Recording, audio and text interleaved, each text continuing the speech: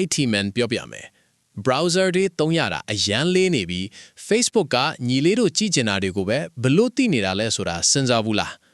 အဲ့ဒါ cache နဲ့ cookies တွေကြောင့်ပါ cache က website ပုံရိပ်တွေကိုဆက်ထမ်းမှာတင်ထားပေးလို့နောက်တစ်ခါဖွင့်ရင်မြန်စေပါတယ်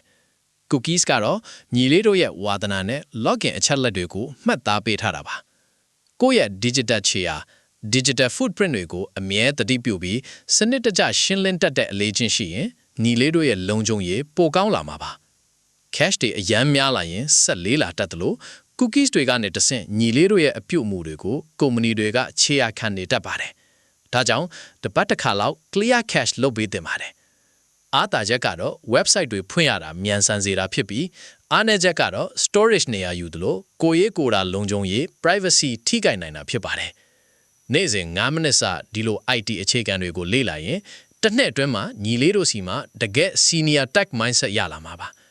ဥပမာတာမန်လူက website လေးနေလို့စောင့်နေချိန်မှာညီလေးက cache လေးရှင်းလိုက်ရုံနဲ့အမြန်ဆုံးသုံးနိုင်မှာမျိုးပါ